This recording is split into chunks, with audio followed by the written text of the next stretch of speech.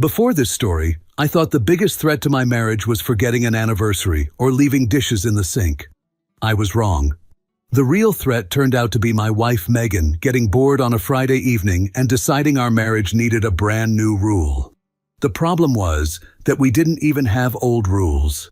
By the time her little experiment was over, we were closer to divorce than either of us had ever been. To understand how we got there, I need to take you back to where it all started. Let me be clear about something up front. My marriage was good. Not perfect. Not a romantic comedy. Not the kind of thing you'd see on a greeting card. But genuinely, solidly, comfortably good. Megan and I had been together for several years. We rarely had serious fights, and most days we operated like two people who actually liked each other, which, I'm told, puts us ahead of at least half the married couples in America. We had our routines, Saturday morning coffee on the back porch, arguing about what to watch on TV every single night without ever actually agreeing, Megan stealing the blanket, me pretending I was fine with it, the usual stuff. If you asked me to rate our marriage on a scale of 1 to 10, I'd have said a solid 8. Maybe an 8.5 if she'd just stopped rearranging my side of the bathroom cabinet. The one thing I describe as a recurring feature of our life together, not a flaw exactly, more of a seasonal condition, was Megan's ideas. Megan got ideas the way other people get colds, suddenly, without warning, and always at an inconvenient time. And the thing about Megan's ideas was that they were never small. She didn't wake up one morning and think, maybe I'll try a new shampoo. No. When Megan had an idea, it was always going to change everything. It was always the thing, the answer, the missing piece that was going to make their whole life finally run the way it was supposed to. I'll give you a few examples. There was the minimalism phase. That one started when she watched 3 YouTube videos about decluttering on a Sunday afternoon. By Tuesday evening, she had filled 4 garbage bags and was eyeing my stuff like a real estate developer looking at an empty lot. She nearly threw away my old gaming console, the one I'd had since college, the one I'd carried through 3 apartments, 2 cross-country moves, and 1 very contentious storage unit dispute. She held it up and said, "When did you last use this?" in the tone of a woman who had already decided the answer didn't matter. Then she went for the box of stuff I kept on the shelf in the closet. Old ticket stubs, a couple of photos, a pocket knife my dad gave me. Sentimental clutter, she called it. I actually had to stand in front of that box like I was protecting a historical landmark. And then she looked at my toolbox and said, and I quote, "You own a level jack. We've lived here for 4 years. Have you ever leveled anything?" I told her I leveled things all the time. She asked me to name one. I told her the conversation was over. The sugar thing came next. That experiment lasted exactly 5 days. I know because I kept a mental count the same way you count the days in a place you're not sure you're going to survive. Day 1, she was energized. Day 2, she was focused. Day 3, she was quiet in a way that made me nervous. Day 4, she told me she felt incredible, and that sugar was basically poison. Day 5, I woke up at 2 in the morning to the sound of a spoon hitting the bottom of an ice cream container in the kitchen.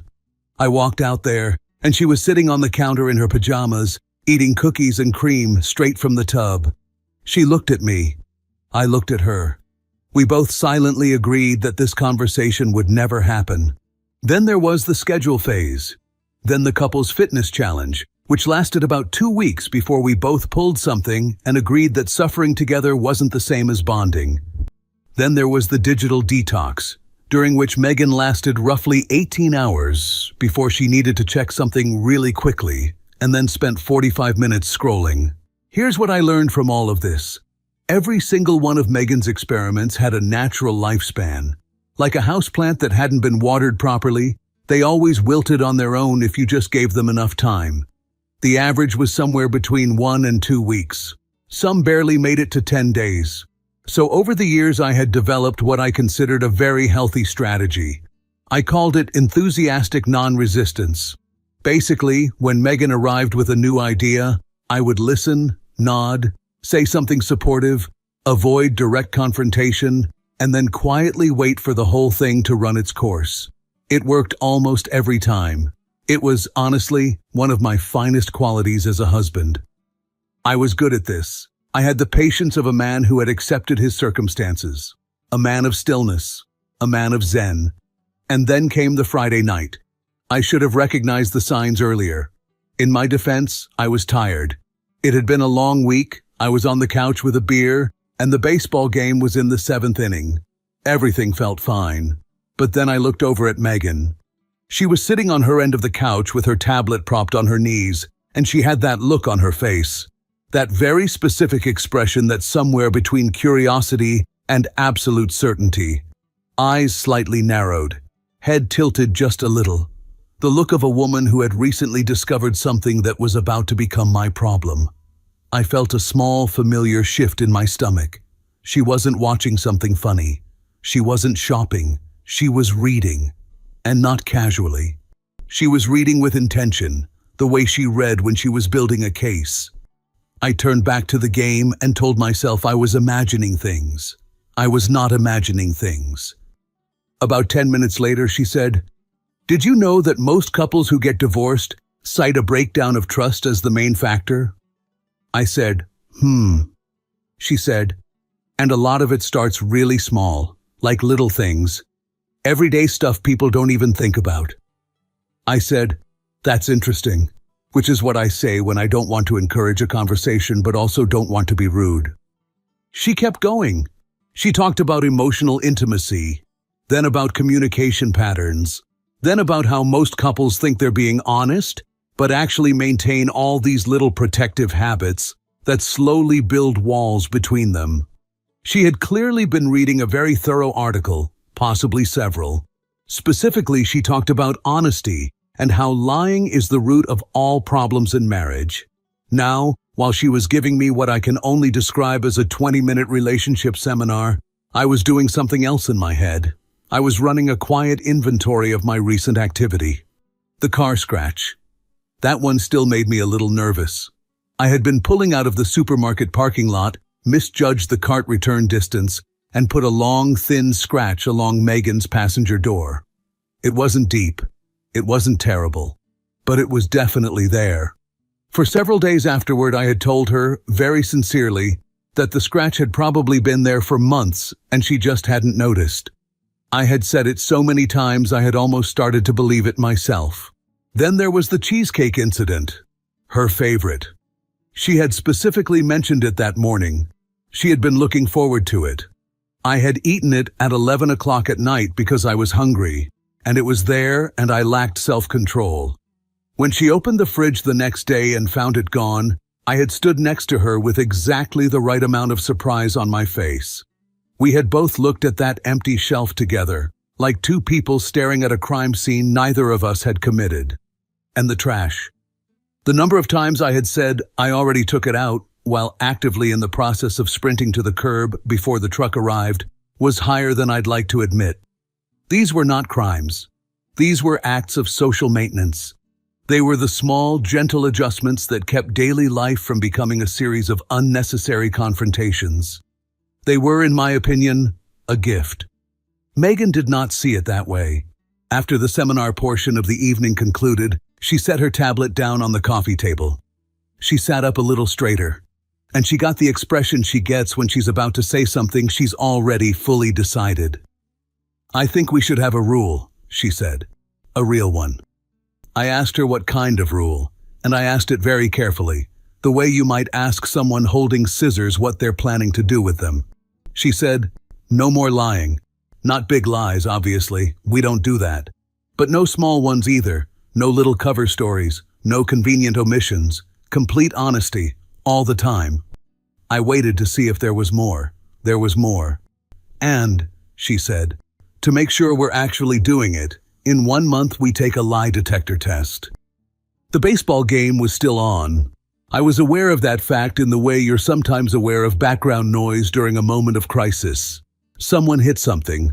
The crowd made noise. I wasn't really tracking it anymore. I looked at Megan. She looked back at me with the calm, clear eyes of a woman who believed she had just proposed a completely reasonable thing. I thought about the car scratch. I thought about the cheesecake. I thought about the trash. I thought about several other minor incidents that I had previously filed under handled and forgotten. No lying, I said. No lying, she confirmed. Starting when? Starting now. I picked up my beer. I took a slow sip. I set it back down. The thing that scared me most wasn't the rule itself. Rules I could work with. Rules had edges you could feel out, boundaries you could learn. The thing that scared me was the lie detector, because a rule without enforcement is just a suggestion. But a lie detector test in 30 days was a deadline. And I had never in my life been good with deadlines when the subject matter was things I had done. I looked at Megan, who was now smiling the satisfied smile of a person who had just fixed something. Every one of her previous experiments had been about the house, or food, or our phones. Stuff on the outside. Stuff you could wait out. This one was different. This one was about us. The first few days after Megan announced the new rule were, I have to admit, surprisingly quiet. Megan was glowing. And I mean that literally.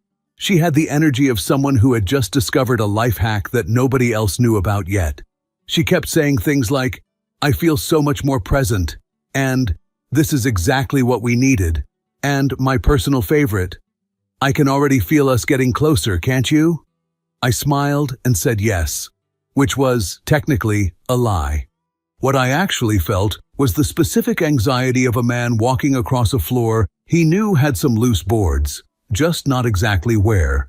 Every conversation required a level of mental preparation I had previously reserved for things like tax season and difficult phone calls with my mother. Before the rule, most of Megan's questions answered themselves. Now I had to run every single sentence through a new internal filter, checking it for compliance before it left my mouth. It was exhausting, and it had only been 3 days. The dress situation happened on day 4. Megan came home from the mall with shopping bags, which was not unusual. She disappeared into the bedroom for a few minutes, which was also not unusual. Then she came out in a new dress and stood in the middle of the living room with the quiet confidence of someone waiting to receive a compliment they consider well-earned. I looked at the dress. The dress was not good. I want to be careful here because I am not a fashion person, and I fully accept that. But even I could tell this dress was doing her no favors. The color was somewhere between yellow and green, in a way that felt accidental. The cut was boxy in places it should not have been boxy. It looked like something designed for a woman who was not Megan, by someone who had only ever seen women described to them secondhand. In the old version of my life, the version I now thought of as the golden era, this moment had a very clear and well-established script. I would say something like, "That looks great on you," or "Nice, is that new?" And we would both move on and nobody would be harmed. Simple, efficient. A small act of domestic diplomacy that kept the household running smoothly. But we had a rule now. I looked at the ceiling for a moment, not because there was anything on the ceiling, just because sometimes you need a second to collect yourself. "So?" Megan said. "It's a nice dress," I said carefully.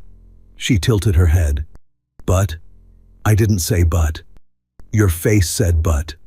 I took a breath. "I think that blue dress you have, the one you wore to your cousin's thing last spring, I like that one on you a lot more." Silence. The kind of silence that has texture. Megan looked at me for a long moment, then she looked down at the dress, then back at me. "Okay," she said, and she went back into the bedroom. Now here's the thing. She couldn't argue. She had invented this rule. She had spent 20 minutes explaining to me why honesty was the foundation of a healthy relationship. She had used the phrase emotional authenticity at least twice. She could not now be upset that I was being emotionally authentic about a dress. But she was in the quiet, controlled way that is somehow worse than being upset loudly.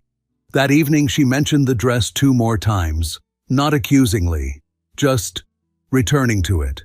Circling it like you circle a parking spot you're not sure about. Once she asked if I thought the color was really the problem, or if it was the cut. I told her honestly that I thought it might be both. She went to bed early. I sat on the couch and did the math. The dress had cost $60-something. The emotional cost of telling the truth about the dress appeared to be significantly higher. I was starting to think that the old system had been genuinely underappreciated. The dinner happened 4 days later. Megan had been on a cooking kick, which usually meant she had been watching videos again. This time it was something about clean eating and whole ingredients and meals that worked with your body instead of against it. I had learned not to ask too many questions during the research phase. She spent most of Sunday afternoon in the kitchen. I stayed out of the way, which is my standard policy whenever Megan is working on something she's excited about. I watched football. I minded my business. I was a model of non-interference. At dinner, she set a bowl in front of me.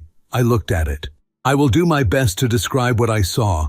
It appeared to be grains of some kind, mixed with vegetables I didn't fully recognize, with a sauce that was the color of something you'd see in a nature documentary. It smelled mostly fine. It looked like something that had given up. I found this recipe from a nutritionist, Megan said, sitting down. It's supposed to be really good for gut health. I picked up my fork. She watched me take a bite. That specific watching that spouses do when they've cooked something new and they want a reaction, but they're also slightly terrified of the reaction. I chewed. I kept a neutral expression. I swallowed. Well, she said. In my previous life, 3 words. Really good, babe. Done. Plates cleared. Evening proceeds without incident. It's interesting, I said. She put her fork down. Interesting how? Just interesting. It's a lot of flavors. Are the flavors good? I paused for just a half second too long. Some of them are, I said. And there it was. The honest answer. Technically accurate. Diplomatically phrased. Completely useless as a social strategy. Which ones aren't? She asked. Megan. No, I want to know. This is the rule. I set my fork down and rubbed my face. The texture is a little hard to get past, and whatever that sauce is, it's tahini and miso. Yeah, that combination is doing a lot. She stared at me. I ate more of it, because I wanted to be supportive, and also because I was genuinely hungry, and there wasn't anything else on the table. She didn't finish hers. We did the dishes in the companionable silence of 2 people who had recently experienced something neither of them fully wanted to discuss. I should have seen the next one coming. That's on me. About a week into the experiment, we were on the couch one evening watching a show neither of us was fully paying attention to. It was the kind of night where you're both just existing in the same room, which is actually one of my favorite states of marriage. No agenda, no effort required, just 2 people being quietly present. Then Megan muted the television. That is never a good sign. Can I ask you something? She said. Sure, I said, because I still hadn't learned. Which of my friends do you like the most? I put my drink down very slowly. There are questions in a marriage that seem harmless and are not. This was one of them. There is no version of this question where the answer goes well. If you pick one friend, you are implying something about all the others. If you say you like them all equally, your wife will know you're being evasive. If you stall, your wife will assume the answer is scandalous. There is no exit.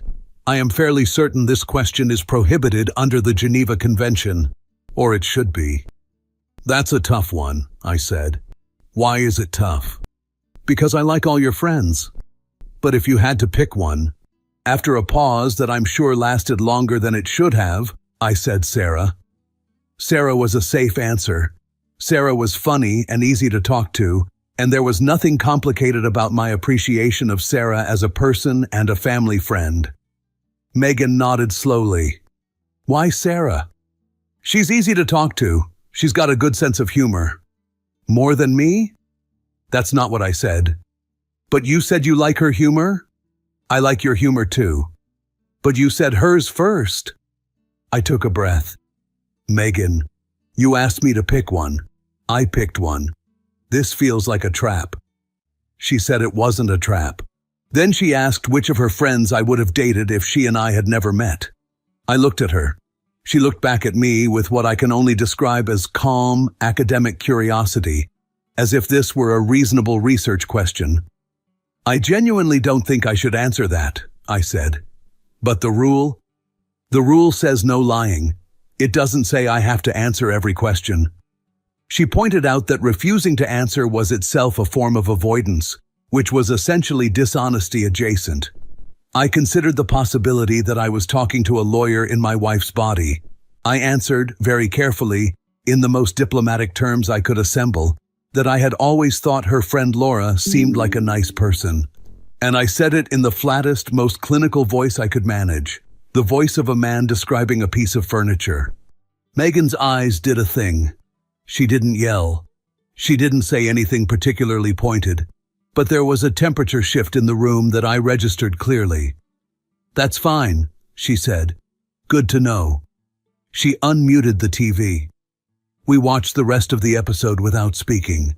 I stared at the screen and thought about Laura, who I barely knew, who I had seen maybe 6 times in my life, and who had just inadvertently become a character in my marriage without doing a single thing to deserve it. Here is the thing about the first week of the honesty experiment that I don't think Megan fully thought through. All the uncomfortable questions were going one direction. She asked them, I answered them, I absorbed the consequences. She gathered data. It was like a lab experiment where one of the lab rats didn't know they were in a lab. By the end of the week, I had been asked about the dress, the dinner, the friends, and no fewer than 3 other questions I had navigated with the careful footwork of a man crossing a river on stepping stones in the dark, and I started to notice something. Honesty is a two-way street.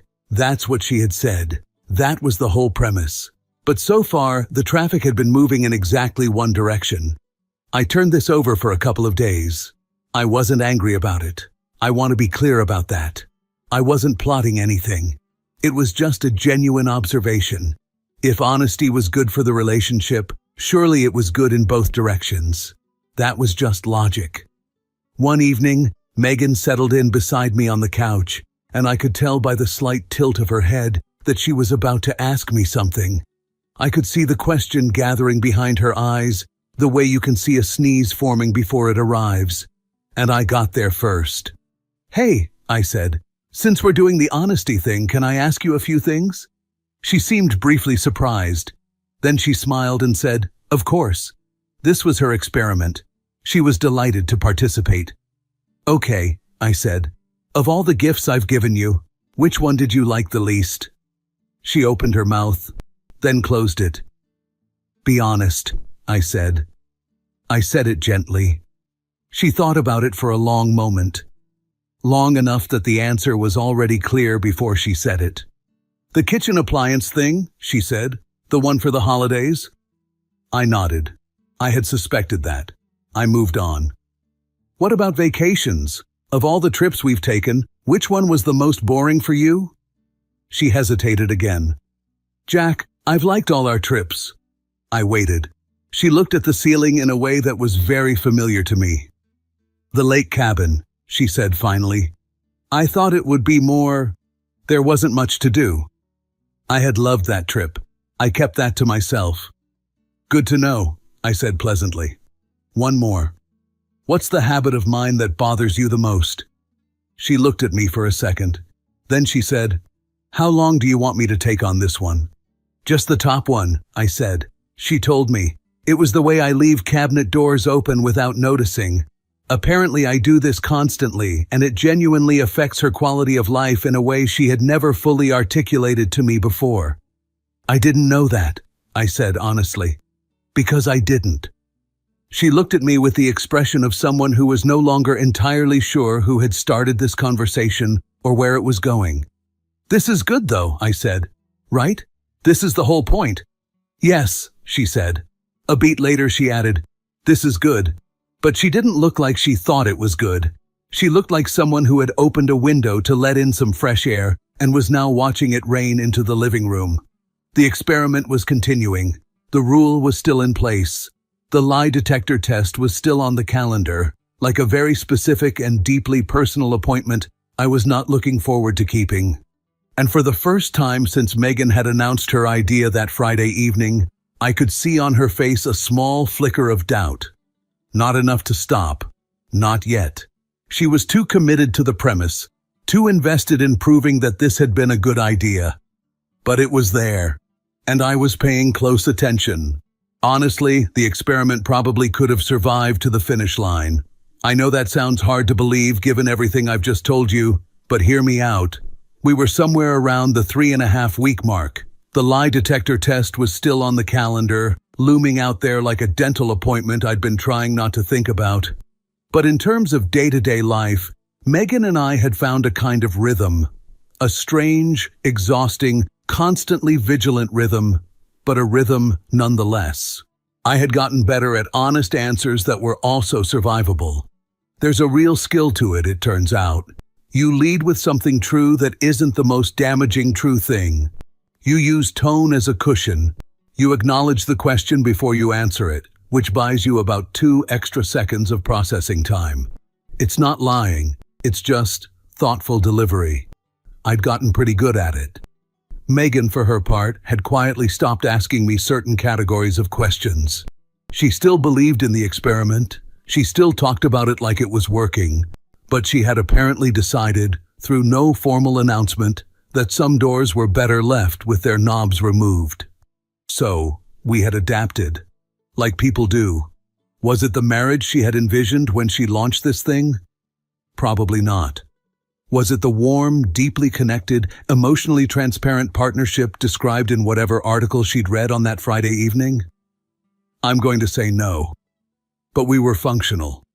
We were talking. We weren't miserable. And then we invited people over.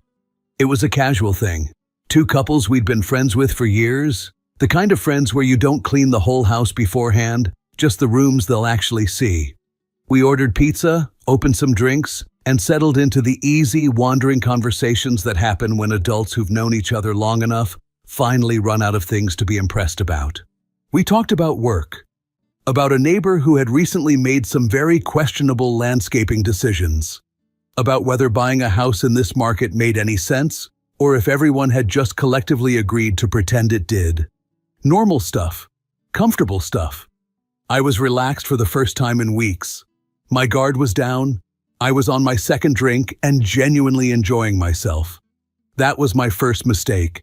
Somewhere around the second hour, one of our friends, I'll call her Dana because she absolutely knows what she did, turned to Megan and asked how the honesty experiment was going.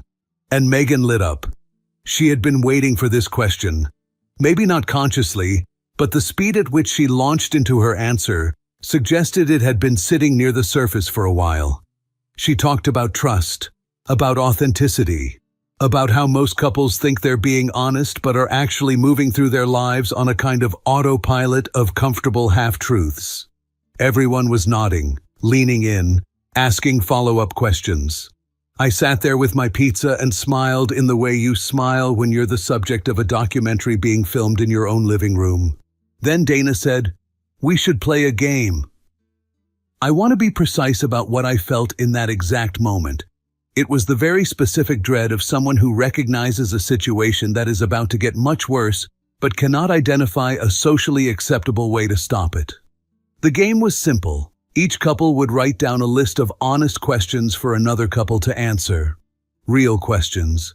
The kind people normally skirt around. And everyone had to answer fully, without deflecting, without pivoting to something safer. "It'll be fun," Dana said. The word fun was doing a tremendous amount of heavy lifting in that sentence. Everyone else seemed genuinely enthusiastic.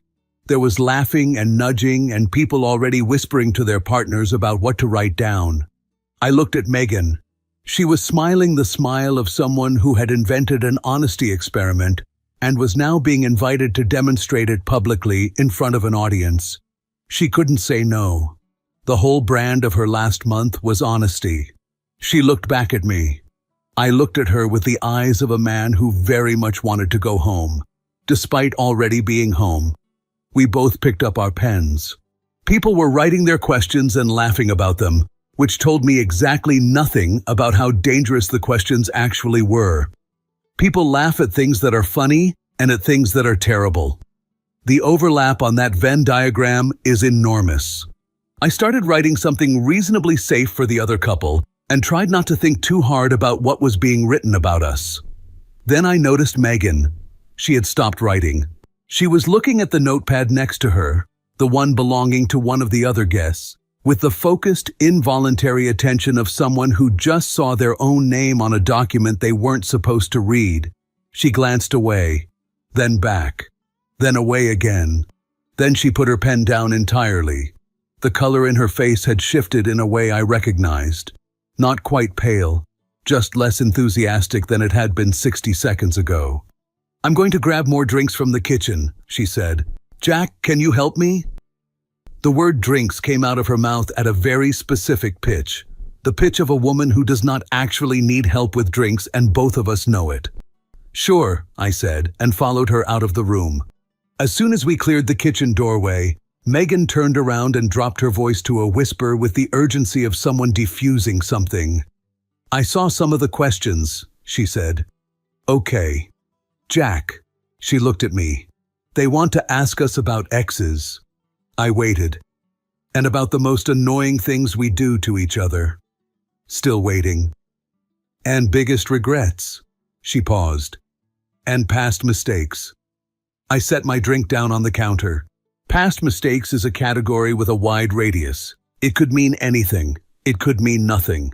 It could also mean the kind of thing that, when answered honestly in front of two other married couples over pizza on a Saturday night, turns a friendly get-together into something you're still processing 6 months later. Megan was looking at me with an expression I had not seen on her face once during the entire honesty experiment. Not when I told her the truth about the dress. Not when I told her the truth about the dinner. Not even when the friend conversation went sideways. She looked genuinely unsettled. "We can't answer those honestly," she said. I let that sit in the air for a moment. And then, because I am only human, I said, "I'm sorry, didn't you say that honesty was the foundation of a healthy relationship?" She looked at me.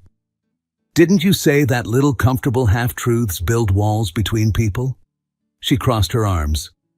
"I believe you used the phrase emotional authenticity. Twice. Jack.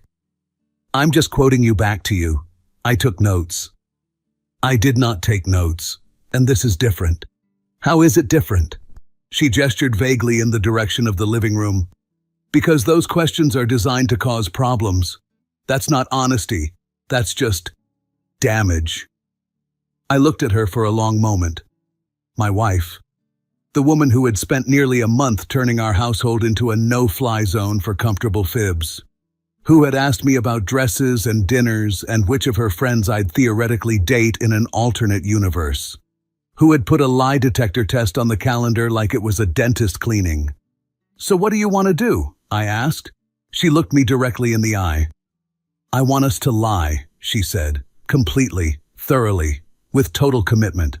"How committed?" "World class," she said. "Olympic level.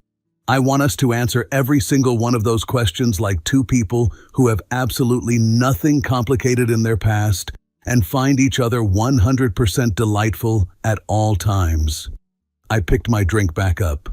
"Megan," I said, "that is genuinely the most reasonable thing you've said in a month." She pointed at me. "Don't.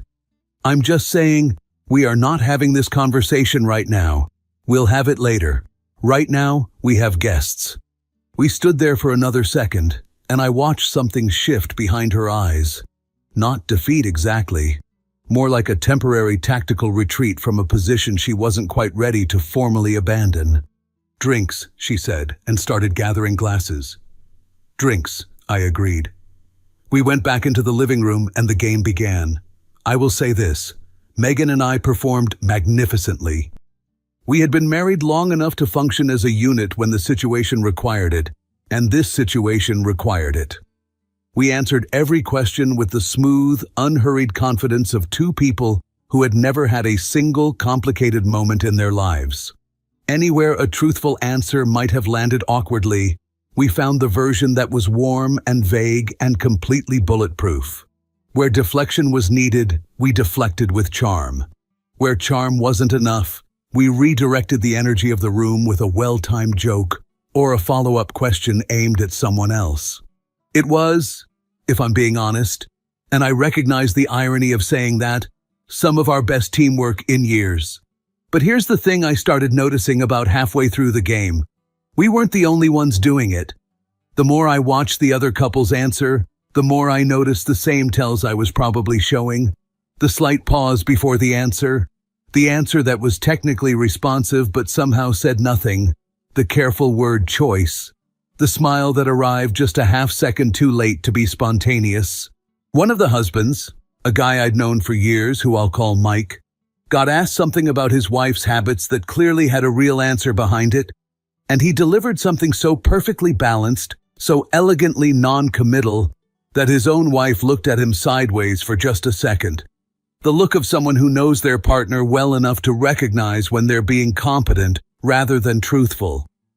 I watched this happen and felt something click into place. Nobody at this table was telling the whole truth. Not one person.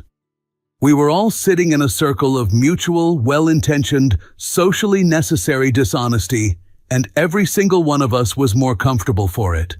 The conversation was flowing. Nobody's feelings were getting wrecked. Friendships were intact. The pizza was still good. And this, I realized, was the experiment's final result, delivered not in our living room by the two of us, but in front of witnesses, with evidence. The guests left around 11. Megan and I stood at the door and waved them off, and then the door closed, and the house went quiet the way houses do after people leave. That specific stillness. We walked back to the living room. I dropped onto the couch. Megan sat down beside me. There were glasses on the coffee table and a pizza box that needed dealing with, and neither of us moved toward any of it. We just sat there. I don't know how long we stayed like that before one of us started laughing. I think it was me, but it might have been her. It doesn't really matter, because within about 4 seconds we were both laughing. The kind of laughing that comes out of exhaustion and relief in equal measure. "That was terrifying," Megan said. "That was the most stressful game night of my life," I said. "Did you see Mike's face when they asked him about—" "Yes. He was so obviously, completely—" We laughed again. Then it got quiet. Megan was looking at the coffee table with the expression of someone doing a calculation they hadn't quite finished yet. I knew that look. I let her work through it. "The thing is," she said finally, "we were right to not answer those questions honestly." "I know. That wasn't the place for it. Those weren't the right questions. And those answers would have just—" She trailed off. "Caused damage," I said. She looked at me. "I said that in the kitchen, didn't I?"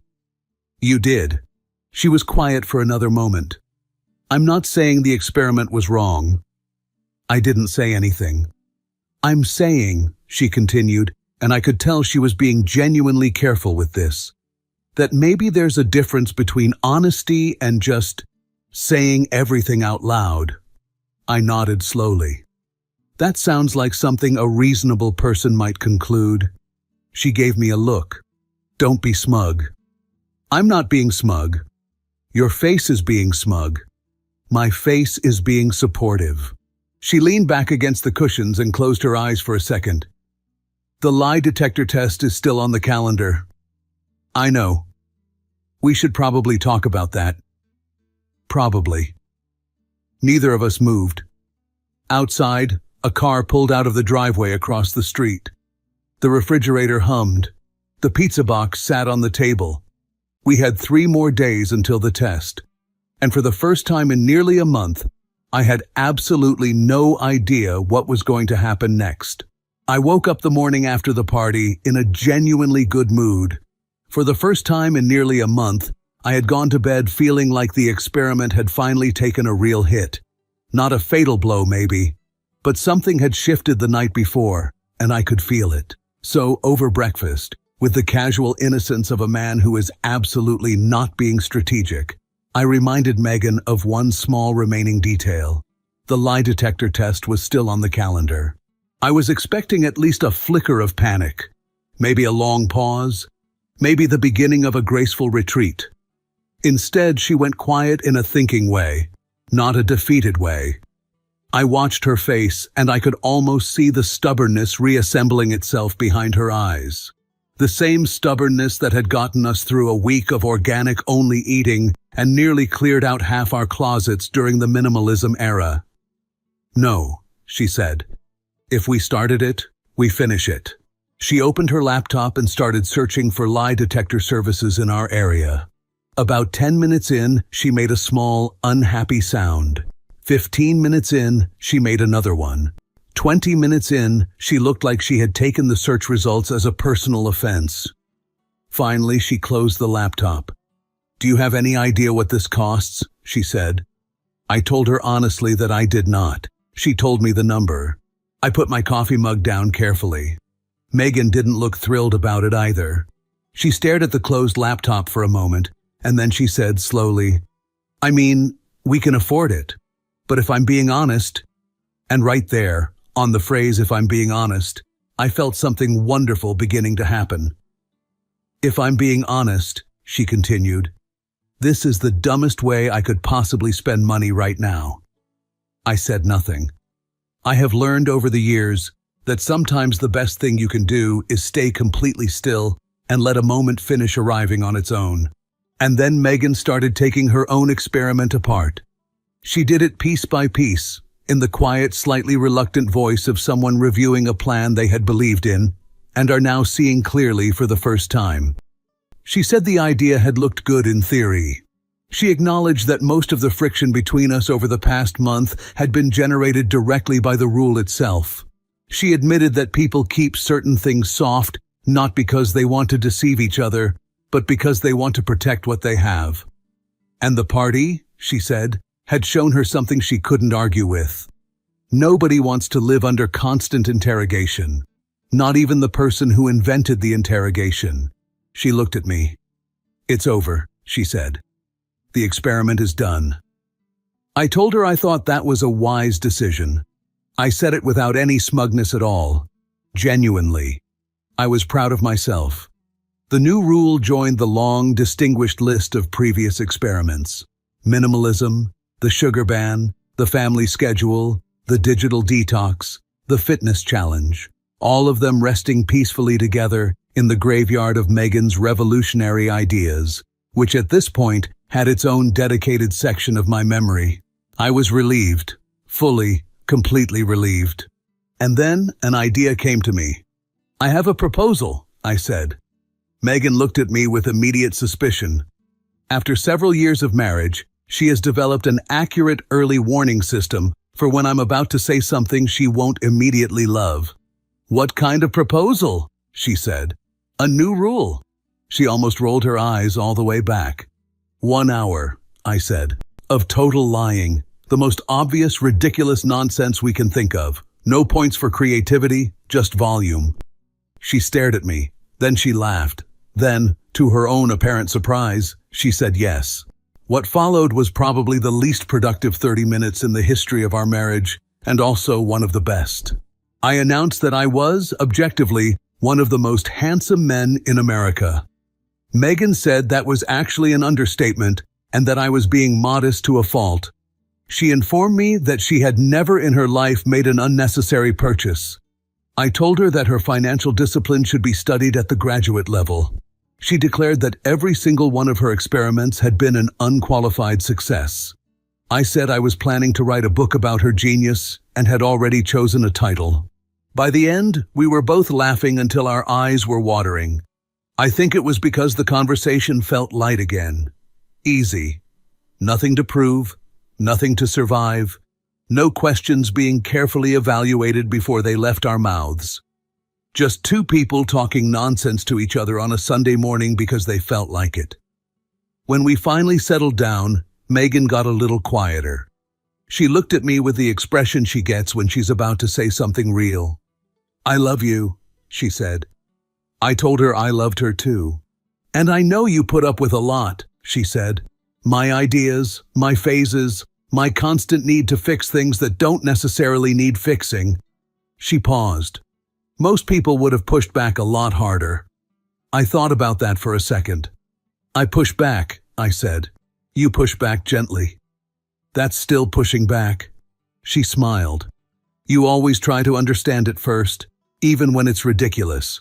I put my arm around her. Our marriage doesn't work because we have good rules, I said. It works because we end up on the same side eventually, even when one of us takes the long way around to get there. She leaned into me.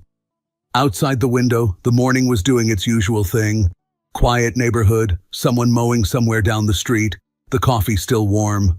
No rules, no experiments, no polygraph appointment. Just us, on the couch, which, if you ask me, was the whole point all along. If you felt this story hit hard, drop a like, subscribe for more, and share your thoughts in the comments. Your support keeps Steelheart beating.